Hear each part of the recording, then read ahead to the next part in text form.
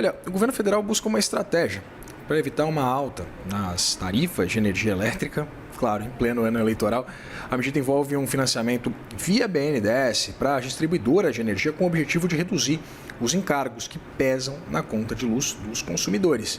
Para a gente entender esse cenário, a gente conversa agora com Joísa Dutra, colunista aqui do CNN Infra. Joísa, seja muito bem-vinda, é prazer dividir tela com você pela primeira vez. Prazer é meu, Vitor, muito bom estar aqui. O tema é candente. É um tema bastante importante, Joísa. Eu queria começar entendendo exatamente esse cenário. A gente está falando agora de, claro, o cenário do preço da energia disparando, o preço do petróleo disparando. A solução do governo é subsídio. O preço da energia elétrica disparando, solução do governo é subsídio. Eu queria entender exatamente quais são os possíveis riscos exatamente dessa medida. Evidentemente que não resolve os problemas do setor elétrico brasileiro, né?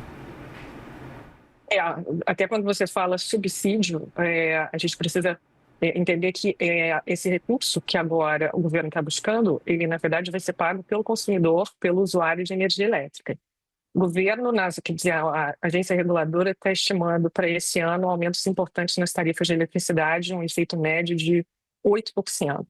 E estaria acima do crescimento projetado tanto pelo IGPM quanto pelo IPCA.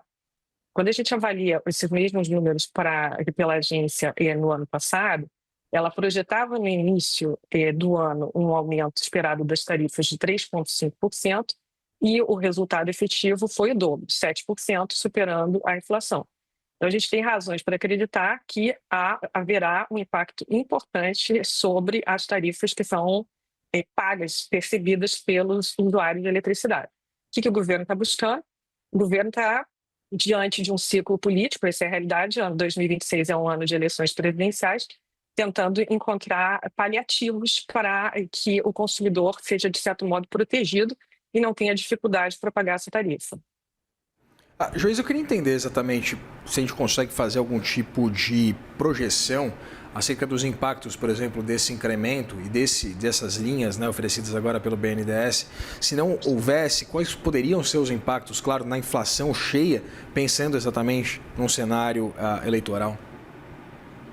O que você aponta é que nós não temos números ainda sobre quais seriam os impactos sobre as estimativas de inflação.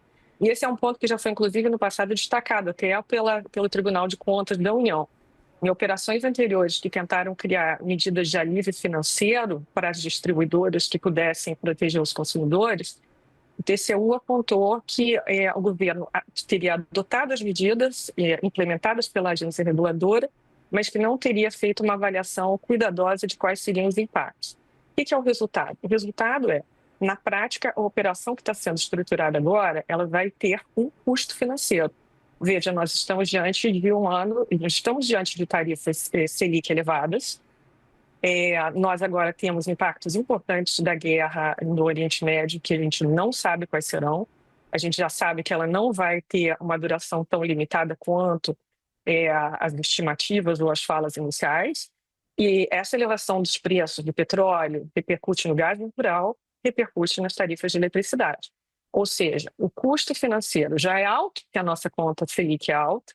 A nossa Selic deve ter uma desaceleração mais baixa por conta dessas pressões inflacionárias que vão vir aí das transmissões, dos canais de transmissão da guerra do Oriente Médio. E o problema é que nós já temos contratado um aumento importante, um aumento significativo das tarifas de eletricidade por conta do passado, por conta de custos como benefícios para tecnologias que já são competitivas, solar e eólica, que se beneficiam de redução, por exemplo, nos custos do que a gente chama do serviço de fio, seja de transmissão ou distribuição.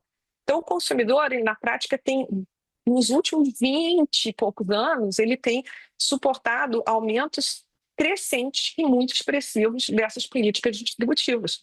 E o contribuinte tem ajudado muito pouco. As pessoas dizem, o contribuinte e o consumidor são a mesma pessoa. Na prática, não é. O serviço de eletricidade, ele está disseminado na população. 99,8% da população tem serviço de eletricidade.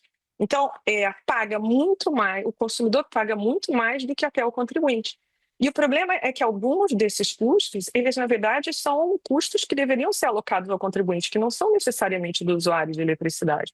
Por exemplo, benefícios ambientais. Benefícios ambientais são da população, não são necessariamente do usuário de eletricidade. Eu queria entender essas condições, essas linhas ofertadas pelo BNDES, do ponto de vista de viabilidade para o Banco de Desenvolvimento. Queria entender quais são as condições de pagamento exatamente, quais são os spreads, qual é a condição desse financiamento. Muito importante. O governo anuncia que para que o BNDES possa realizar essa operação, ainda essa semana seria publicada uma medida provisória. E o governo anuncia que essa operação ela estaria objetivando um spread quase zero. Ou seja, aí sim o contribuinte entra. E para isso teria que ter uma autorização legal, uma medida provisória. Problema, as últimas medidas provisórias que o setor viu publicadas, elas receberam centenas, literalmente centenas de emendas, 700, 800, ou seja, uma fila de pedidos de benefícios. Aqui não deve ser diferente, principalmente porque essa medida provisória ela estaria sendo desenhada para o setor de combustíveis em função dos efeitos da guerra no Oriente Médio. Aqui agora a gente vai ter que ver quais serão os impactos para as companhias. As companhias imediatamente afetadas são as companhias de distribuição de eletricidade. Foi feito um pedido pelo Ministério de Minas e Energia para a agência reguladora de que fossem adiados os aumentos das tarifas, que já estão sendo esperados elevados, até que o governo buscasse uma solução mais adequada para proteger os usuários. A solução estaria vindo na forma dessa medida provisória. Joísa, eu queria entender a possibilidade de um risco, por exemplo, das distribuidoras encamparem essas linhas e não haver necessariamente um repasse desse alívio para o consumidor, seja o consumidor pessoa física, né, sobre a que a gente conversa, quando a gente fala consumidor a gente pensa muito nele, mas também na indústria, por exemplo, que a gente pode... é um grande usuário, um grande cliente, usuário de energia elétrica, que a gente pode inclusive acompanhar um impacto nos preços, né? Grandes consumidores já estão contratando no ambiente livre. Então, os principais beneficiários dessa medida aqui, eu vou chamar de beneficiários entre aspas, porque na verdade no final das contas a conta vem, tá?